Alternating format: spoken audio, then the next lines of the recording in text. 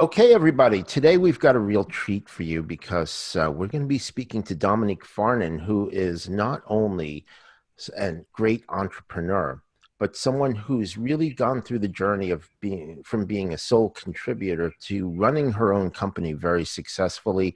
Additionally, we're going to be talking about some things around, how to find another job and how to interview for jobs and the things you should be thinking about as you're looking for it. So the first thing we're going to be covering is the mindset of going from being, an employee and somebody who works on contract to somebody who actually built her own business very successfully. Dom, thanks so much for speaking to us today. And your company is Dotconnect LLC, which is a really terrific boutique talent advisory agency. So, Dom, if you can tell us a little bit about the company and how you kind of took that journey. Yeah, sure. Thanks for having me, James. So Dotconnect LLC, I registered that name probably 10 years ago, and it was really just for me to, venture out and pick up my own client work as a independent recruiter. So in doing that, that really kind of let me jump off into my own venture of building up my own client base as a consultant across a variety of different industries, companies, of all shapes and sizes. So did that, for about 10 years. And then a year or two ago, started just getting really, really busy with my own client work.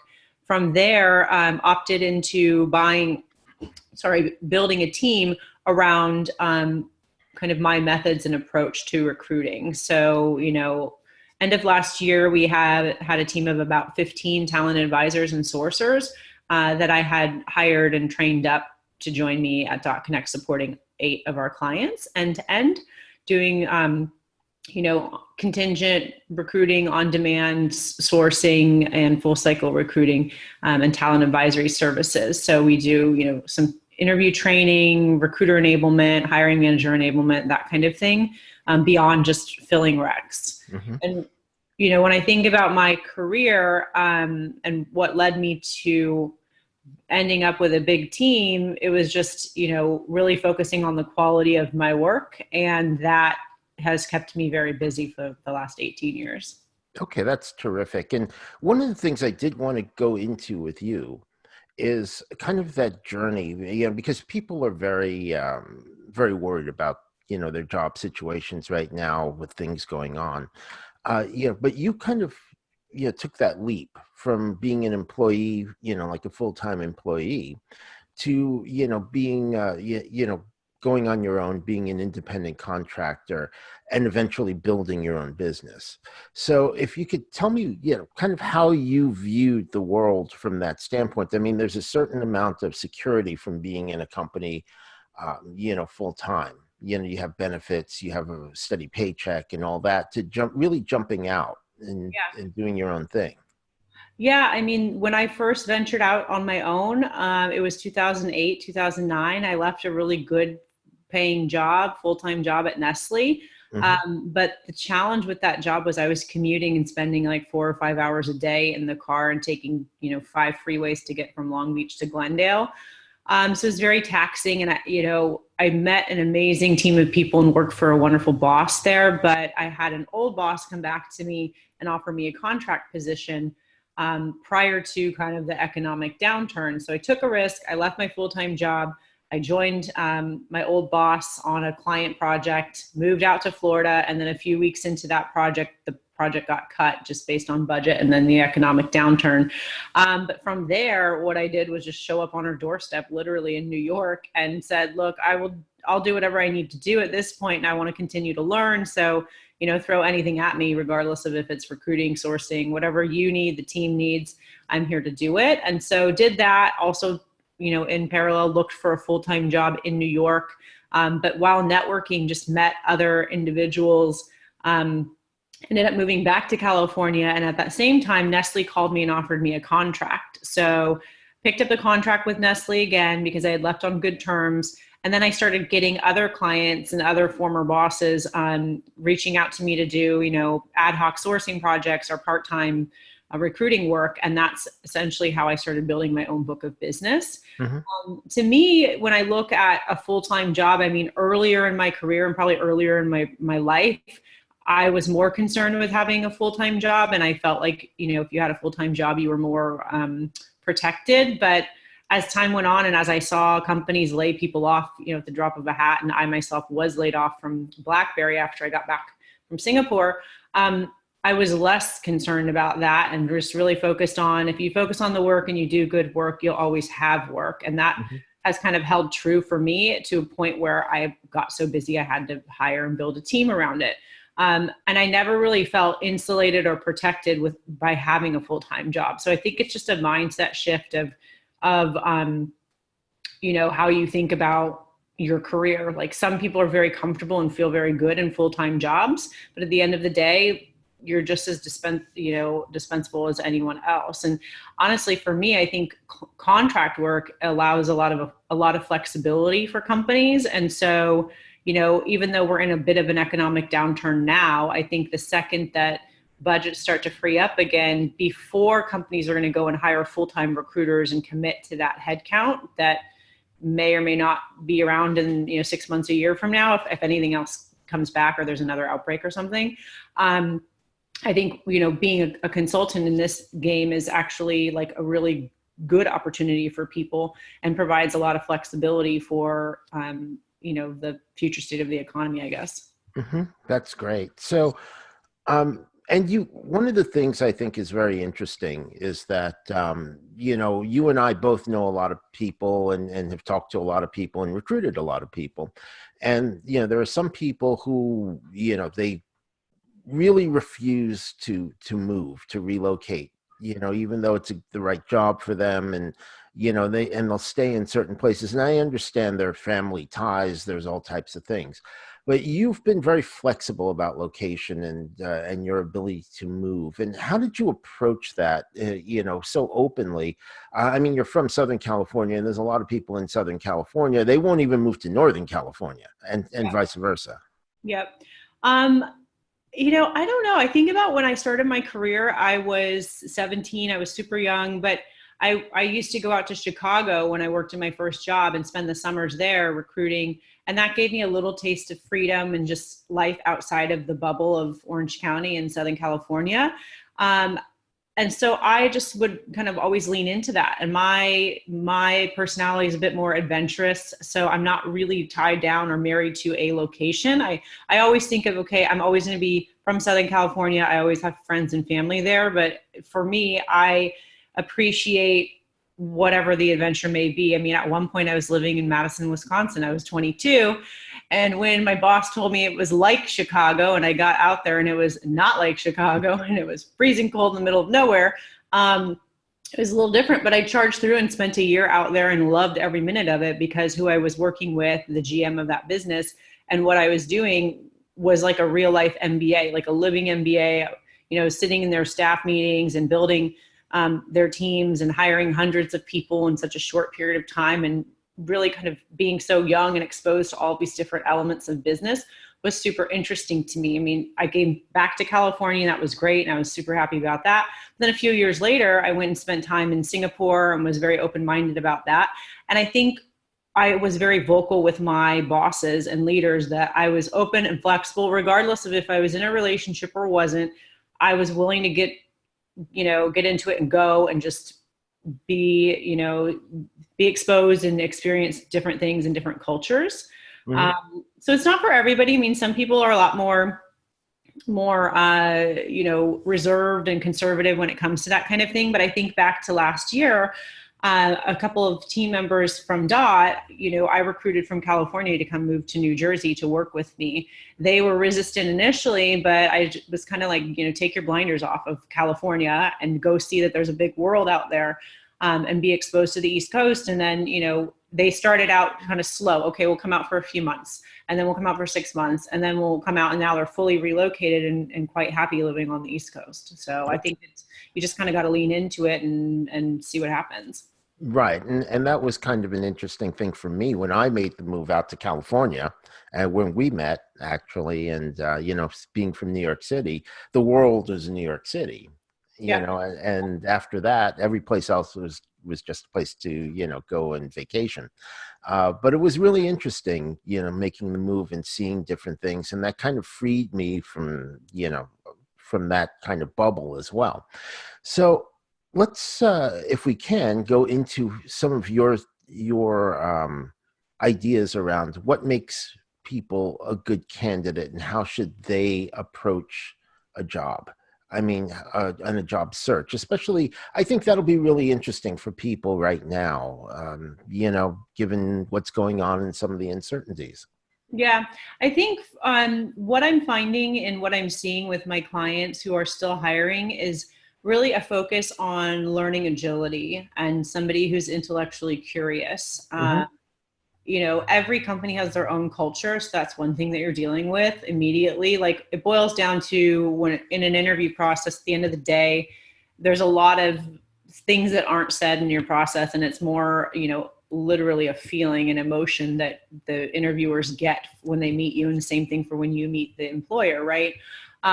So I think it's what I'm hearing a lot of is just people who can quickly learn and be flexible and adapt and who aren't rigid and set in their ways. And I even experienced that last year. I hired some pretty senior people on the team, and they were very inflexible in wanting to try out new approaches or wanting to do things the way that we had defined them and put them into our process at Dot. And I think that kind of resistance was very draining as a leader. And Hmm. what I found was I would rather take someone who's super, super green or somebody who's a career pivot who never recruited in their life and teach them the ways of how we do things versus somebody who's very competent in their way of doing things, but totally inflexible to learn another way or Hmm. open-minded. So I think if you're flexible, you're open-minded to continue to learn, you want to learn, you're a quick study, you're always, researching new ways of doing things or better ways of doing things. There's so many different tools out there right now. And there's so many different, webinars and courses you can take. And if you find that you're not employed right now is just such a right time for information that's readily available, that's free, that are really, really good resources. One of my recruiters just signed up to take a 3-month course on Harvard computer science, Hmm. free, and she'll get a certification from it because she's got some free time on her hands. So I think there's a lot of opportunity to just leverage all of these different resources that are available and free right now to keep your skills sharp or even just learn new skills. Hmm. That's great.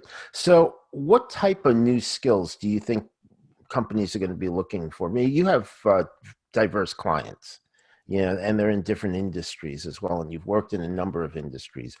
What are you seeing as some of the trends in the types of skill sets that people will, realistically would benefit from having, especially as they may be going into new jobs or maybe trying to grow their careers in the ones that they'll be going back to or are in right now? Yeah, I mean, I think just overall technical aptitude to get used to these new tools and new softwares and new systems and programs that are available.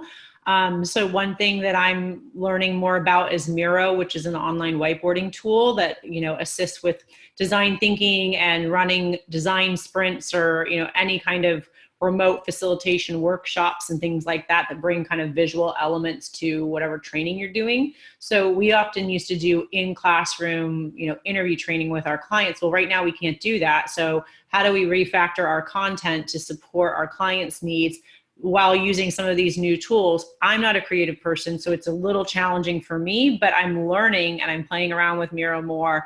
And so I think people who have the opportunity now should be really playing around and getting familiar and comfortable with all of these new softwares. A few years ago, when I started working with Zendesk, I didn't know how to use Slack, and I felt like it was super, super overwhelming to me, and it drove me crazy. And I didn't know how to use G Suite, and that was another thing. I was always like a PC person who Hmm. had Microsoft Outlook, and it was very organized. And then when you go to Gmail, it's like not like No. that. It can feel very daunting and overwhelming. So I think for the people who are seasoned and experienced, if they can get kind of refactor their technical skills and get familiar with all of the latest and greatest tools that most companies are going towards. And, the reason why you use G Suite is because it integrates with so many different things. There's so many different tools and plugins and stuff that'll make your life much more easy, but you have to kind of be willing and take the time to do it. Otherwise you will get super frustrated like I was. I found that as soon as I just relinquished control and felt like, okay, this is going to be the future. Like I have to get on Slack. I've got to do it. I've got to do this stuff. It was much easier to kind of get my head around and navigate, but it does take a while. There is a learning curve. So I think you spend time doing things like that right now. Right. Yeah. I mean, just like this. I mean, I didn't really use Zoom from, the standpoint of actually, initiating meetings. I've been on Zoom meetings before, but this has certainly changed the way we operate, and I know a lot of people are doing that as well. So, let me ask you this then, and I think that's a great answer for people who are in the job market. Let's talk about from the entrepreneur standpoint, somebody who runs their own business. How are you kind of looking at your business, maybe making changes or adjustments or adding new ideas to what you're doing during this time when you have a little time to think about it? Yeah, we're really focused on our content strategy and what we're putting out into the world and social media and that kind of thing. So, last year when we started Dot, I didn't really want to do a Dotconnect LinkedIn page or Instagram or any of that kind of stuff, blog. I was always very stealth, and I always liked that way because I ended up just doing really interesting, cool projects and not having to be out there telling the world what I was doing all the time. But from there, there wasn't much of a brand story. So after we decided last year to launch our website, a lot of the stuff that we had put on the website was resonating with our ideal client and candidate profiles. Mm-hmm. But we didn't really invest a lot of time in content or writing or anything like that. I started writing a lot more, and I would actually write in my journal and then put some things on Medium. And now I was talking to my copywriter the other day actually about having her help kind of kickstart a blog for us, or tying my Medium post into a blog and then creating content that either candidates or hiring managers would be interested in reading. The challenge is there's also part of this, jumping on the bandwagon and striking while the iron's hot because everyone's on social media and everyone's on LinkedIn and reading all this stuff. So I don't really want to get lumped into just some other random person telling me their tips and tricks and all of that. So I'm being protective over what I'm actually sharing. So, one piece of content we just put out and I'm sharing with people is kind of how they craft their personal vision statements. And, if you want to engage with myself or one of my talent advisors on LinkedIn and talk to us about your career search, we would send you this, let's start with your vision. And it's a whole document. You fill it out, send it back to us. From there, we then talk about the action items that actions you're going to take to support that vision. And then from there, we talk about what your job search is going to look like. So those are some more intentional and thoughtful pieces of content that we're putting together. But I don't intend on writing a bunch of posts every day that don't mean anything to anybody or just to get likes or followers or anything like that. I think for me, that is a piece of what we're focused on now that we have the time, but I'm also not doing it just the sake of jumping on the bandwagon like everyone else. Right. And we'll have a link to that, to that for you, in the notes as well. I'll make sure to get that. So let me ask you this then. How do you balance, I know you've got a great family and things like that. How do you balance being an entrepreneur with family? I mean, that comes up with a lot of people. It's kind of interesting. I did speak with somebody the other day who actually was on an expat assignment in China, got quarantined there. They brought him back. He got quarantined here. So that was 4 weeks. And he lives in Michigan. So then they just slapped everybody stay at home. So he's been home for 13 weeks essentially right now with his 2 boys, and still trying to work and things like that. So it's a little different, obviously, when you have your own business, but it is a balancing act as well. Even when you're not having time to spend, with the family like you do maybe now. but when you're really busy, how do you balance that? Yeah, I mean, to be honest, last year I didn't balance it well at all. I traveled more than 50% of the time. I was probably on the road 75% of last year. And I missed out a lot. And I had a lot of mom guilt about that. But at the same time, I had a lot of pride in my work and what my team and I were building. So it was, I don't know, it was a challenge to try and like be all things to all people. So what I found in talking with many other female entrepreneurs in particular, I did a couple of experiential trainings and development last year. And when I met these other women entrepreneurs who were also moms, they talked a lot about just having their support system. So it wasn't always just about mom, who's the boss, who's the entrepreneur, who's the this, who does everything and is a perfect mom. It's mom who's the boss and the entrepreneur who has an amazing support system where, you know, it might be dad or nanny or two nannies or grandparents all pitching in to kind of support the greater good. Hmm. And so I think once I saw that more, I felt more comfortable, because I was always, every time I'm on the road, beating myself up like, oh, I'm a terrible mother because I'm not at home. I should be at home, but I also want to grow this business because it's just happening naturally and I've got to follow my dream and my heart there. So I think you have to kind of be kind to yourself. Like you can't be all things to all people. I think you have to, for me, like my main motivation of building Dotconnect is my son, and showing him that I can work really hard and get anything I want to get in life and achieve any of the goals that I put in front of me. So here are your goals, go and run and follow them. Right. And so that's where I'm feeling pretty good about what I'm doing, regardless of if I'm there every day or not. However, this quiet time and these, you know, pauses and the fact that I literally can't travel anywhere has been really, really nice. And it's been, you know, it's something I always would default to. Last year, I'd be like, I'm not going to travel, you know, 2020, I'm chilling at home. I'm not going to be out there working as much. But sure enough, every other month I'm on the road and I'm back in California, I'm with clients or whatever. So I think now I've been enjoying being home since March 11th. I'm quite happy not being on the road all the time. I'm excited to get back to some semblance of something soon, but I'm also taking things slower. I'm also quite happy just to like make up for some of the lost time that I had from last year. So I think you just have to be kind to yourself. Don't beat yourself up over it, and understand that, you know, your main motivation 90% of the time when you are an entrepreneur is to provide for your family, but to like build whatever it is. When you have these feelings that as an entrepreneur, I just have such strong conviction for what you're building that you can't not do it. It's like, Hmm. it's part of who you are. And I think about like when Dotconnect started really gaining traction over the last couple of years, there was no turning back. There was no like, okay, well now I'm going to go, you know, work as a recruiter again at a company. Like I probably can do that, but I think I'm just so down a path of following my heart and my dream and what I believe in that it's like a magnet. Hmm.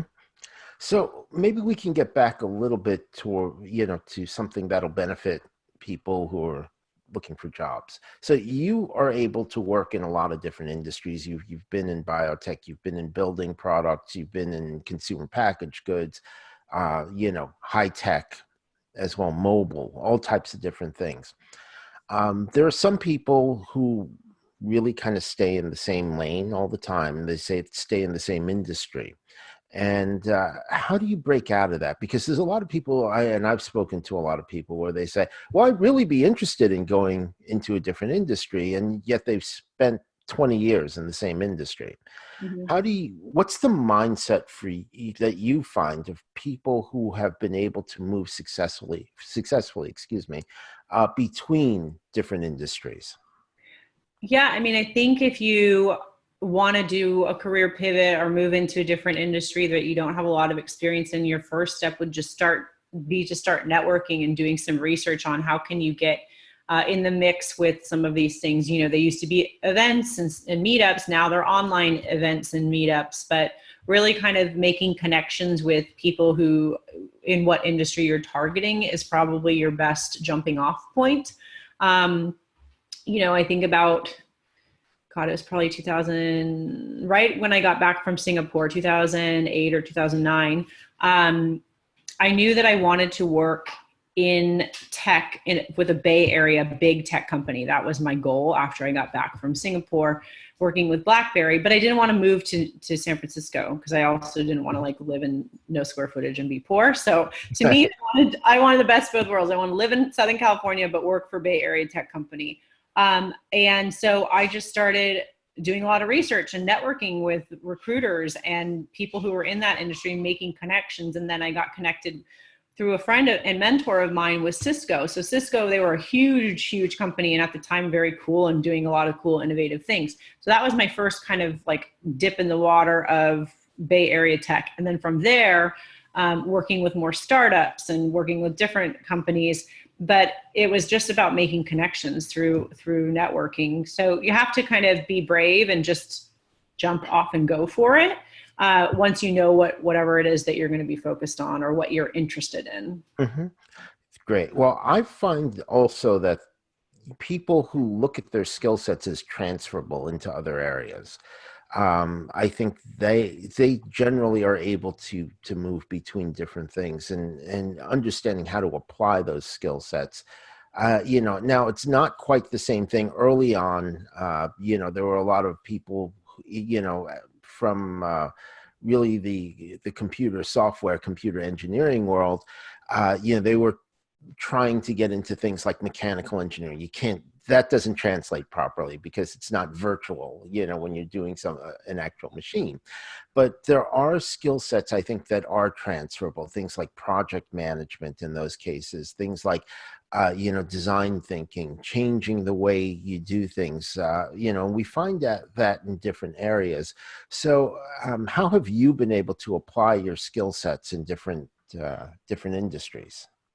Yeah, I mean, I think project management is a really good example. I mean, some of my best recruiters on the team were legit project managers doing like IT software development, project management, and then made a pivot and now are doing software engineering recruiting for me and our clients, right? So, I think when you just think about like the basis and foundation of your skill set, and you look at, how that can translate to other similar or dissimilar jobs, like you have to make a list. But essentially, I think project management is a pretty good and obvious one that can transfer to any different industry, and a lot of different roles. I think for me, some of the skills that I've really honed in that have translated across any of my different clients have been, written and verbal communication has been huge.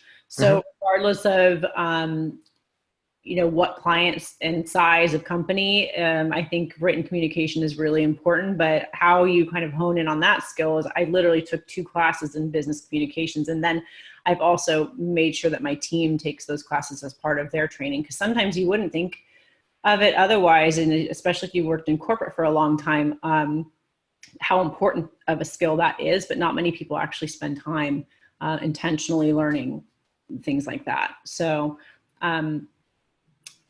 I think that's probably what I would say. Right. Well, yeah. And a lot of times it's knowing what not to say as well, which is the most important thing. And definitely don't hit reply all the time. You get out of the reply all syndrome. Well, I think one thing I learned, I was thinking about this the other day, is early in my career, I was told feedback wise that I was very curt and direct, and people didn't like that. Their feelings would be hurt if I was just straight and to the point, and I didn't start my email with, I hope you're doing well, or whatever, because I would just start my email, hey, Bob, I need this, boom, boom, boom, boom, boom.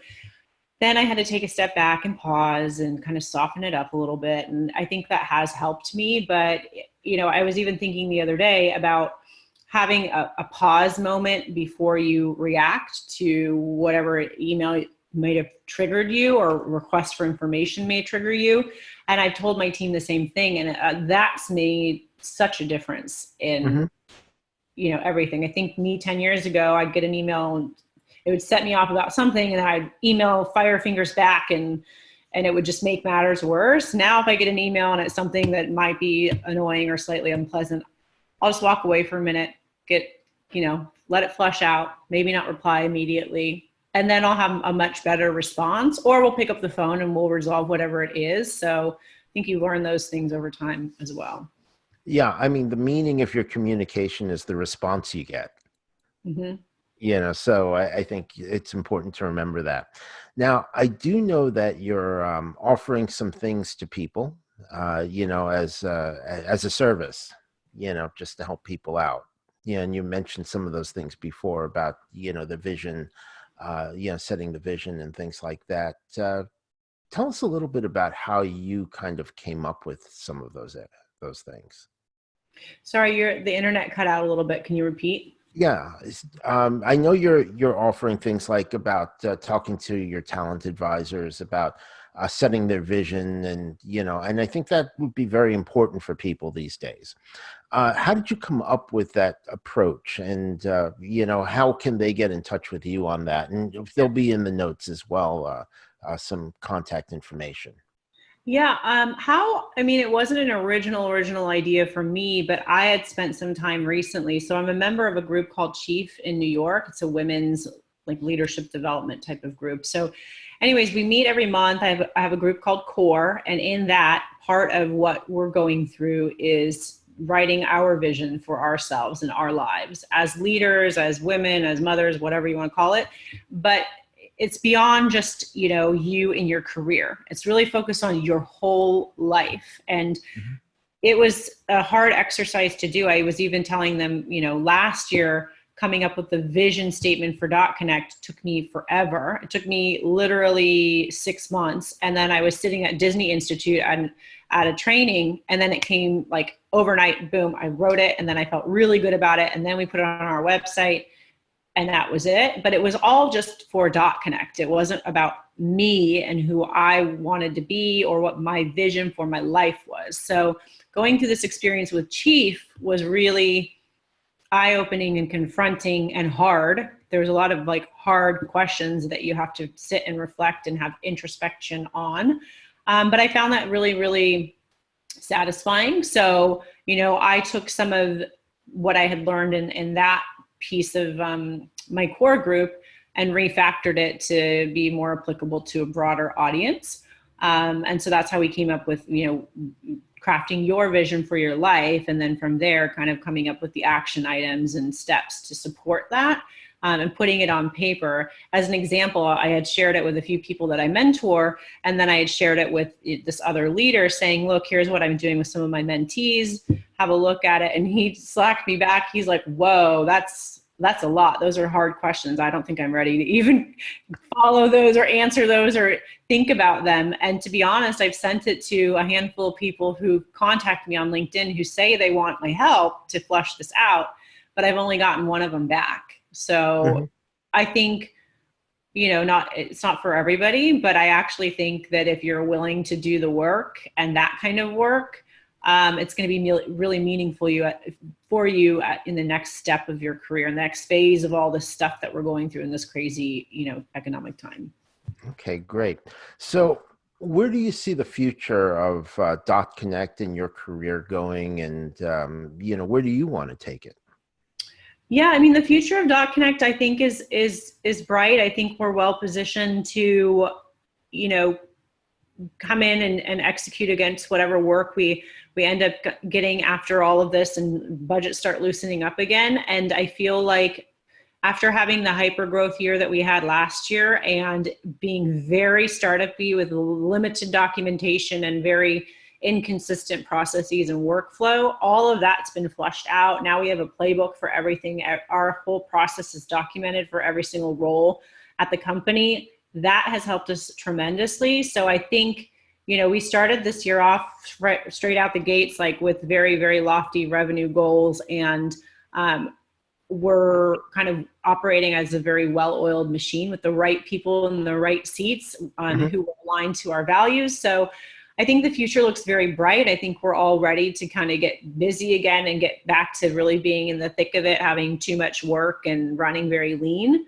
For me personally, I'm just enjoying continuing to learn about myself and myself in this newfound leadership role. Like I've only really had a team for a couple of years now, so I'm continuing to invest in my own personal development, across the board and do things that, will help me help my team. So I feel like, everything I really do is in service to them, and that's what keeps me going.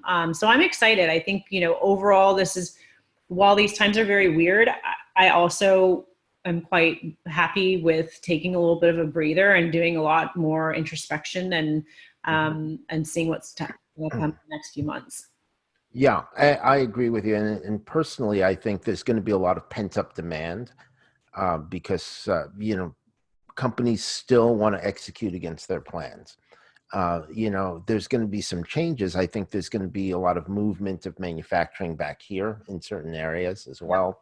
There's going to be a lot of movement of supply chain. A lot of, things are going to be coming back here because, that's top of mind for everybody.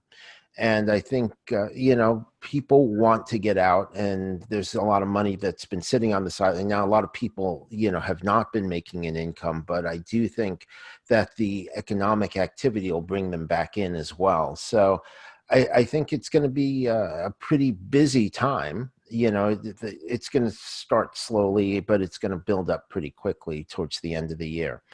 Do you want to give us anything else about how to contact you in the company? And of course, there'll be things in the notes, and some of the things that maybe would be useful for you. Yeah, and you can go to our website or at www.dotconnectllc.com. To email us, you can just go info@dotconnectllc.com. We have a LinkedIn page, and then on Instagram, our handle is @weare.connect.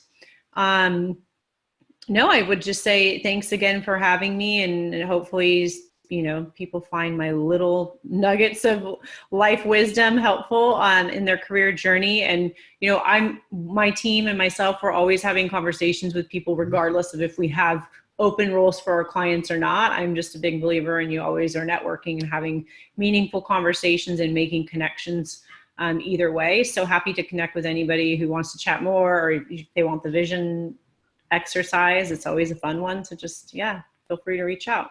Well, apparently not fun for everybody, but very useful, I would think. I think it's fun, but that's because I'm a nerd.